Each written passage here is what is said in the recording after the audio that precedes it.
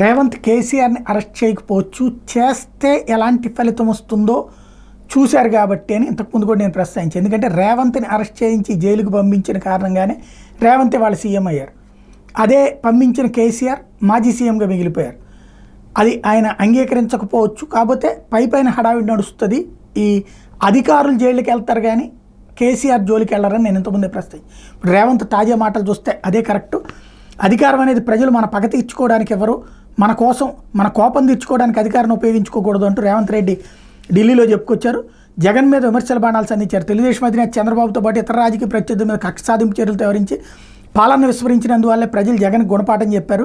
టీడీపీని ఖతం చేయాలని పగబట్టి చివరికి ఏమీ చేయకుండా తన పార్టీని ఖతం చేసుకున్నాడు.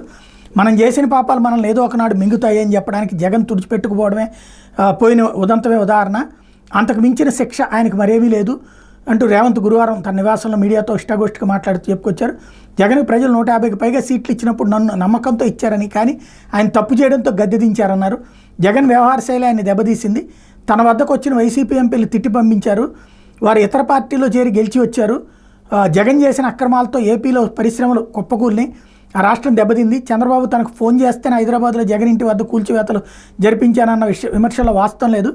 చంద్రబాబుది నాకు ఫోన్ చేసే స్థాయి కాదు. ఆయన తన 45 ఏళ్ల రాజకీయ జీవితంలో అట్లాంటి చిల్లర పనులు చేయలేదు. అలా దిగజారడం ఆయన వ్యక్తిత్వం కాదు అని స్పష్టం చేశారు. చంద్రబాబుతో తనకు వ్యక్తిగత సంబంధాలు ఉన్నప్పటికీ రాష్ట్ర ప్రయోజనాలు, తన రాజకీయ భవిష్యత్తు తనకు ముఖ్యమని స్పష్టం చేశారు. ఓ మంత్రి పట్టుబట్టి అధికారులను చివాట్లు పెట్టి జగన్ ఇంటి వద్ద కట్టడాలను కూల్చివేయించారని, ఆ మంత్రికి వైవి సుబ్బారెడ్డి 50 సార్లు ఫోన్ చేసి ఆపించే ప్రయత్నం చేశారని, ఖమ్మానికి చెందిన ఆ ఒక మంత్రి ద్వారా కూడా రాయబారి నడిపారని అన్నారు. జగన్ ఇంటి వద్ద కూల్చివేతల విషయం తనకు తెలిసిన వెంటనే సదరు అధికారిని జీఏడీకి అటాచ్ చేశానని చెప్పారు. ఇది మంచి ఆలోచన. ఎవరా మంత్రి అన్నది కూడా చెప్పుకుంటే బాగుండేది. ఖమ్మం మంత్రి అంటే తుమ్మల నాగేశ్వరరావుతో ఫోన్ చేయించి ఆపిచ్చే ప్రయత్నం చేశారు. మరి ధ్వంసం చేయమన్నటువంటి మంత్రి ఎవరు, ఇది తెలియాలా?